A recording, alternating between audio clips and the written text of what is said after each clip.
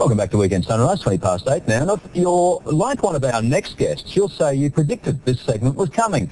We're talking about the resurgence of psychics. The power of figures like overseas sensation John Edward has renewed interest in the medium. But while believers turn to fortune tellers for guidance and support, others remain sceptical. So is it a worthy service or just a load of rubbish? Well, this morning we have both bases covered. Simon Turnbull is the president of the Australian Psychics Association and himself a clairvoyant. And Richard Saunders is with the Australian Skeptics. Good morning to you both. Good morning. Morning. Simon, if I can start with you, why is this whole phenomenon of psychic reading enjoying such a resurgence? Well, the truth is it's really a 25-year cycle. If we can trace it back to the mid-1800s when spiritualism became very popular. But it goes back thousands of years. People have always trusted their intuition, and they've always trusted certain people whose intuition perhaps is a bit more developed than the average person, so they go to that person for an intuitive appraisal. Of course, psychics are not God, and they don't claim to be, not professional psychics anyway. But there are other abilities, such as being able to predict the future.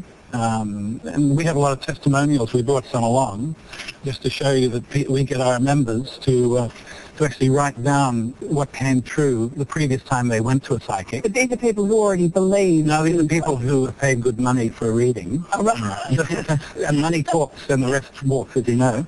So what do you claim to be able to do? What are your psychic abilities? Well, I don't claim. I'm telepathic. That's one of my abilities. Precognition is one of the ones I work with every day. We do something called remote viewing, which is looking at situations beyond our five senses, what we see, hear, taste, touch, and smell, in real time. In other words, doing it at the moment in real time is a lot easier than doing it into the future, because it seems to dilute when you start to look in the future. It's a very difficult thing to do. I can't help but notice Richard is moving uncomfortably in his chair a bit. You're a non-believer, but do you believe, Richard, that there is a chance that there's such a thing as a psychic? Absolutely. You do? Of course. Well, I believe there is a chance. I mean, as I like to tell people, I don't run the universe. I don't know how it works. Science is finding out new things every day about the workings of the universe. Maybe there are psychics. But to this point, you've never witnessed one? Personally, no, I haven't been convinced yet, because I haven't seen enough evidence to convince me. That doesn't mean the evidence won't be presented to me tomorrow, and I'll be convinced. Great, I'm all for it. I mean, I want to live in a world where psychics help police solve crimes. I want to live in a world that already. We see that happening in police forces all around the world. If you can give me a couple of examples and talk to the police department, I'd be very interested to hear it. Well, I'm on the web. You just go on the web and just type in. A lot of the U.S. I recommend people go to the web and type in psychics helping police, and they'll find all the times that the police say, hang on a second, she didn't come and help us. What's she talking about? That's not true. Now, you may find those stories, but the fact is that there is evidence of police departments being very happy with the results they're getting from science. I'd love to see it, but we'll disagree on that at the moment.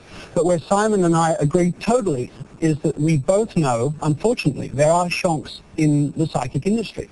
Now, I don't know if they're real ones or not. I'm not saying that, but I'm saying that we both know that there are shonks, and they do cold reading. They do cold reading, and I'll give you a quick example. This is where you appear to be psychic. Now, this isn't a psychic reading, but this is what the shonks get up to. This is some cold reading using something called jargon blitz and the vanishing negative. All right, just imagine that I've got some tarot cards in front of me, and I'm telling you, oh, gee, I see you've got the Five of Swords here. This appears in the spread at the third conjunction of this triad in a 3-cycle.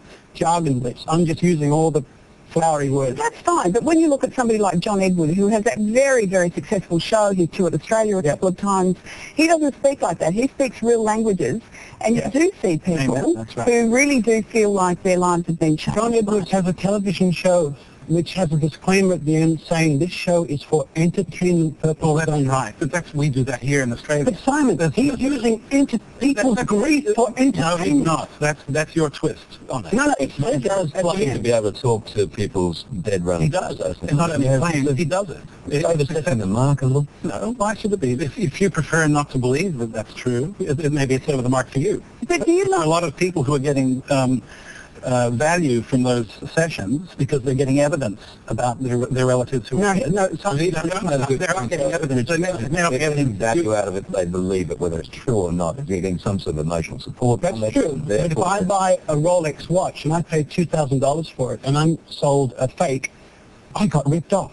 And if people are going to see a psychic and all they're getting is cold reading, even though they're happy and they think, oh, gee, I got a psychic reading, they're getting ripped off. That's right. They brought this for Richard. It's our directory, which actually has legitimate psychics in it. Oh, Psychics directory. How does And also somebody- Spheres magazine, which has another group of people, and these are really good.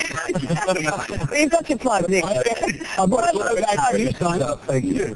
Apart from signing up for being part of it, I don't quite know that we've solved how you know the difference between a genuine psychic No. and a shopster, but we may have But to if get you you've back got any to tips on that, we'd like to hear from you. You can contact us as usual at the addresses there on the bottom of the screen. We'd love to hear perhaps your psychic experience or your skeptical experience. Gentlemen, thank you so much for joining us this morning. It's been an interesting debate, as they always are.